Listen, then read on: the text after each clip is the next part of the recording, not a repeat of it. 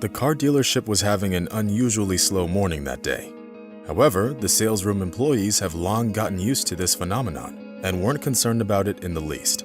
The staff were supposed to identify visitors who could actually buy any of the display cars, as most people usually came to the dealership to look at the expensive cars, having neither the intention nor the means to buy one. Experienced managers had a trained eye, and they could easily recognize a potential buyer when they saw one. Therefore, when the dealership doors opened, and a hunched-over elderly man with a small canvas bag came in, the sales managers immediately lost interest. This man definitely wasn't there to buy a car. He probably got confused, thinking it was a supermarket or something. However, they were surprised to see the old man's strange behavior. He went to the front desk and asked the receptionist to keep an eye on his bag, which he casually put on the floor. Then, shuffling his worn-out shoes on the glossy floor of the dealership, the old man began to carefully examine the cars parked in the exhibition hall. He was dressed in a shabby cowboy shirt, worn over a plaid shirt, loose-fitting pants, and an old hat with a sagging brim that made his look rather undermining. All this time, the sales managers watched the strange visitor, not even trying to hide their malicious smiles. They were sure that the old man was poor and probably out of his mind, and only came in to admire the expensive cars. The old man meticulously examined one car after another, until finally he settled on the most expensive one. "What is the engine capacity of this beauty, and its clearance? And can I look at the interior?" the old man asked in a quiet, hoarse voice. One of the most experienced managers, who was already sick of watching the old man, came up to him and explained in a haughty voice that the price of the car had increased, and that it was actually reserved for someone else. "But why is that? There's a price tag on the car.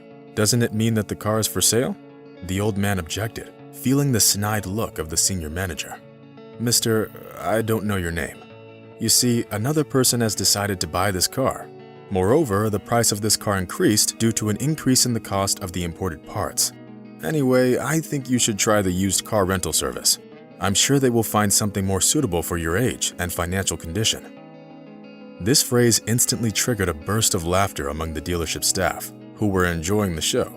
Only Chris, a young manager who had recently started the job, wasn't laughing. He felt sorry for the old man, who looked like a poor lamb surrounded by a flock of evil hyenas.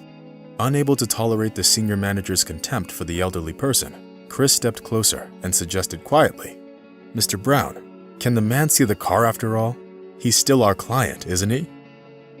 The senior manager responded by quietly gritting his teeth and looking at Chris with such hostility that Chris felt completely out of place and simply walked away.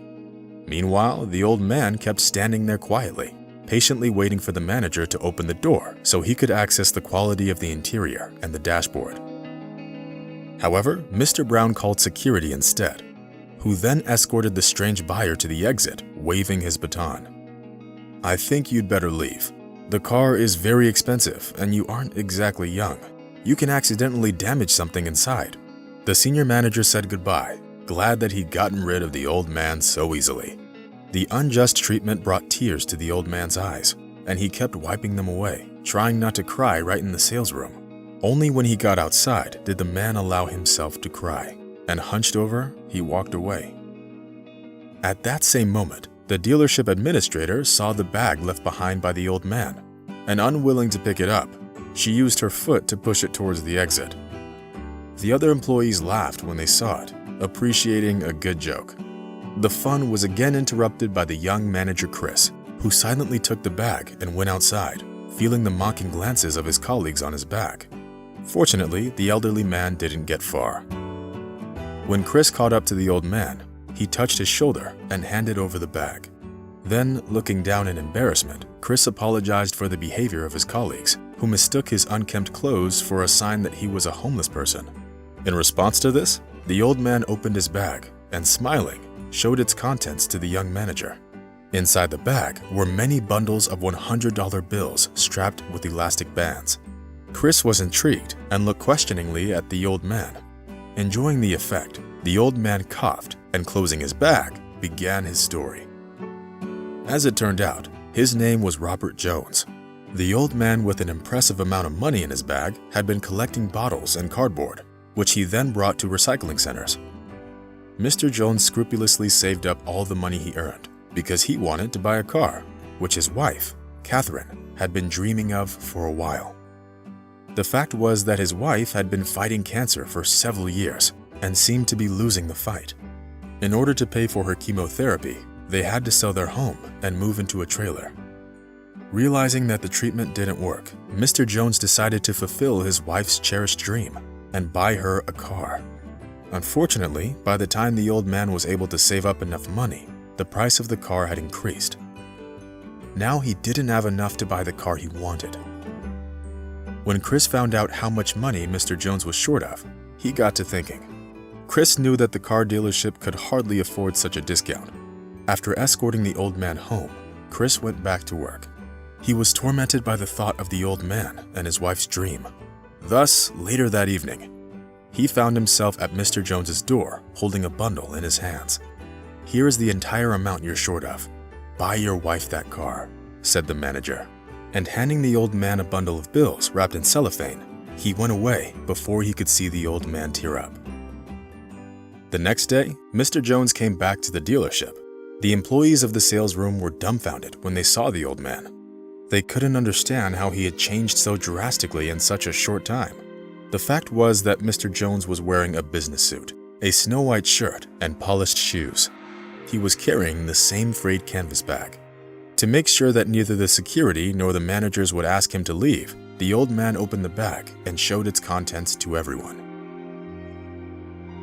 Seeing the piles of money, the employees immediately started fussing around Mr. Jones, whom they believed to be homeless just a day before. After examining the car from every possible angle and learning its characteristics, the old man bought it.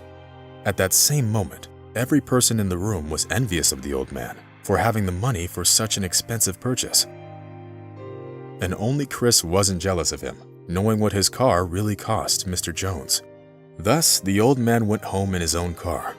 Having parked the beautiful ride not too far from his house, Mr. Jones went inside. Smiling mysteriously, he took his wife by the hand and led her out into the street, gesturing at the expensive car. Catherine was on cloud 9.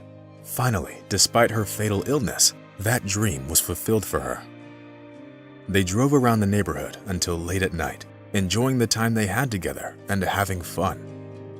That evening was undoubtedly the happiest one of Mrs. Jones's life, and it seemed to the woman that even the illness had receded, giving her time to enjoy her dream. Catherine passed away the next day. It seemed mundane, but still scary. Mr. Jones tried to comfort himself with the thought that he'd managed to give his wife a short moment of happiness before her death. The old man took the keys and the documents for the car back to the dealership, where he signed the car over to Chris. Mr. Jones knew that Chris was saving money to buy his own car, but he chose to give it away to make a dying woman's dream come true. Chris and Robert Jones now spend many evenings together, driving around the places Catherine loved so much.